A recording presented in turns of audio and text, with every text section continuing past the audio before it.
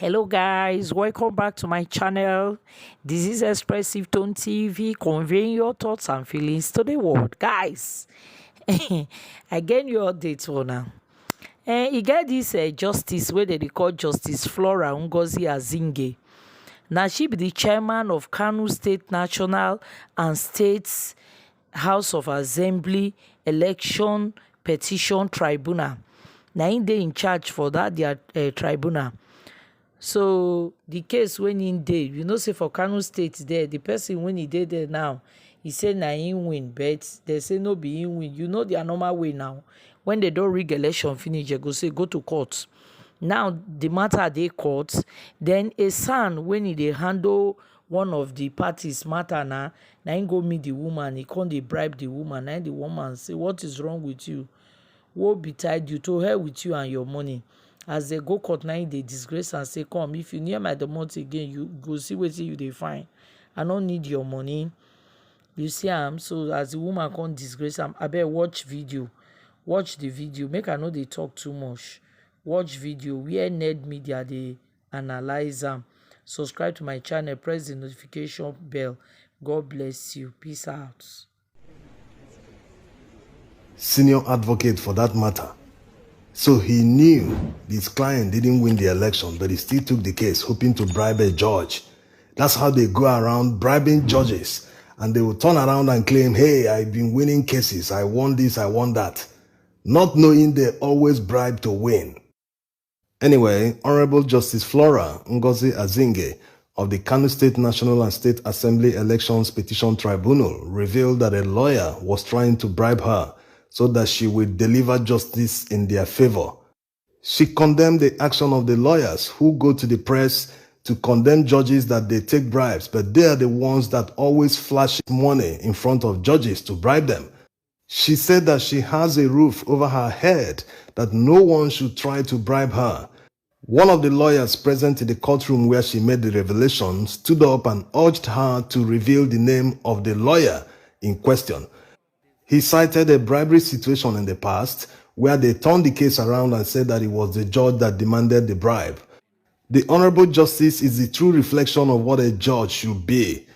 She should have gone further to name the SAN involved. Such a person should be deroged. He should not be on the bar. These are individuals who go around bribing judges and buying judgments. That's why when you listen to some of their laughable arguments in court, you'll be wondering which law school did this one attend? Who gave this one SAN? How can a lawyer argue that it was Tinubu's account that committed a crime, not him? How laughable. When the court that tried him in Chicago listed his name as the defendant, not the bank account. Is bank account human? Can a bank account commit crime? Can it remit money to another account? They make a mockery of the legal profession. They even go as far as outright lying in court, bringing fake witnesses. Just like what happened in Enugu Governorship Election Petition Tribunal. The PDP candidate and his lawyers brought a fake witness who claimed to be a staff of the SSS. Not just that the witness lied under oath, also he came to do a laughable job. How can he come to counter the NYSC? The NYSC is the only body that can prove if a discharge certificate is fake or not. But these people blatantly lied in court and tried to disprove the NYSC. You can imagine the impunity, the level these people can go. So it's obvious they are all banking on passing the buck under the table so that they can buy the judgment in their favor.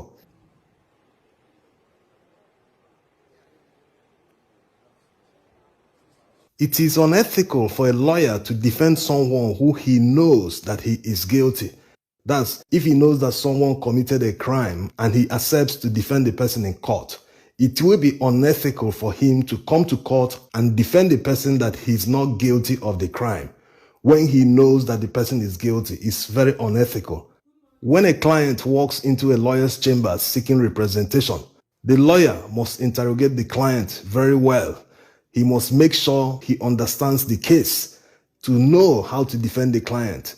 If during the interrogation he finds out that the client is actually guilty, at that point he's supposed to advise the client to seek a deal, to plead guilty.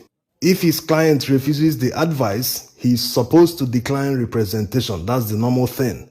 If he doesn't decline representation at that point, that means he has become an accomplice to the crime. The reason is very simple. When a lawyer is aware that his client is guilty and proceeds to defend him in court, that means they must fabricate something that will exonerate his client. Yes, once a lawyer does that, he's no longer just defending the client, he's also actively participating in committing a crime to exonerate the client. Unfortunately, this is what many lawyers are involved in. Corrupt politicians who can win elections seek corrupt lawyers, who now seek corrupt judges to buy justice in their favor.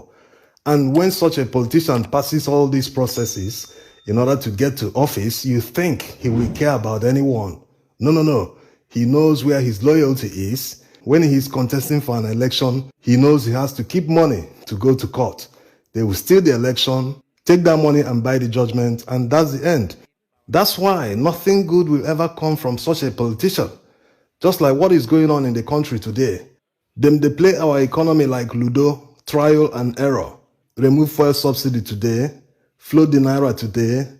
Tomorrow, consider returning petrol subsidy, consider unfloating the naira. People who claim to know everything. Well, he said, na statistics will go chop. I think na statistics will go chop. We've seen, this is practical, that they don't know anything. They are empty. They can't handle economy. They can't handle insecurity. Look at what happened in Niger. How many casualties? So the issue is not saying it's my turn. Can you do the job? That's the most important thing. Even an ordinary security man manning a gate in a compound, if you cannot man that gate and prevent people from entering anyhow, Oga will sack you from the job. So what are we talking about? When people come to office through the back door, that's what you get. You can't see competent people trying to bribe their way to office or trying to bribe a judge when the person knows, hey, I want this. Why do I need to bribe someone? Do the right thing. That's the most important thing. If we cannot do the right thing in our country, then there's no hope.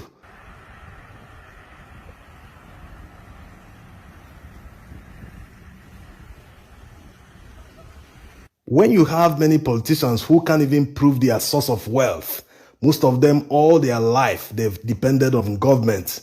They've either worked as civil servants. Some of them didn't even look for jobs. They just came out from university because they know people in government, some agencies because they are their tribesmen. They just appoint them, give them letter of employment. They start working. Just like the former police IG, he's now contesting for Senate under APC. So you can imagine the transition from a policeman to a senator if he eventually wins. So this is the result. You don't get competent people in power. You cannot have a good result from incompetent people. People who have made their money, you know their source of wealth. You know that this is what they did. They continue doing, they own social businesses. Such people are the people you hand over the management of the economy so that you can get the results because they have the experience. When you have people like Tinubu, what do you expect? You can't give what you don't have. It's simple. Imagine floating the naira. You can only float the naira when you have trillions of dollars in your reserve. Yes, that's the humongous amount you need to defend the naira. Anyone who walks into any bank and demands for BTA, the person should never be refused. He must be given the BTA. You want to pay for school fees abroad? Go to any bank, they will give you the dollars. But if you don't have the dollars in large quantity and you float it, that's the result. You see it going over to 1,000 per dollar. So why not solve the root cause of the falling naira? They can't solve it because they don't know how to. The only way to improve the value of the naira to the dollar is to stop importation. How do you stop importation when you don't manufacture the goods locally? Yes, that's the major question. Despite Nigeria being a huge crude oil exporter, we don't have a single working refinery. We import fuel to use in this country. So marketers are forced to buy the dollars from banks, from black market at an exorbitant rate to import fuel from Europe to Nigeria. If we are able to refine all our petrol locally, that alone can improve the value of the naira. This can be achieved within 1 year. How much does it cost to build a 10,000 barrels per day modular refinery? You can have many of them in their hundreds scattered around the Niger Delta where the crude oil is very close, so that they can refine the petrol locally and supply tankers who will supply marketers, and all the filling stations will be filled with locally refined fuel. That way, we save all the costs of importation, cost of duty, cost of taxes, and all sorts of things. And you can never say that it will remain at the same price per liter. It's not possible. The crude oil will be sold to them in naira. You can't be selling to them in dollars. When we want to sell crude oil to other countries, they pay us in dollars. But Nigerians that are willing to refine crude oil must pay for it in naira. That's our currency. That's how to boost your currency. So that is how it is done. When you achieve sufficiency in petrol refining, you still move over to other alternative fuels like CNG so that you can drive the cost of transportation down. The less money people expend on transportation, housing, food, and other expenses, the more money they are able to save. And you know what it means when the average worker has huge savings. The person can buy a home, he can buy a car, he can buy anything, he can go on holiday to any part of Nigeria. You boost your economy the more people have savings. So it's very easy to improve the value of the naira against the dollar.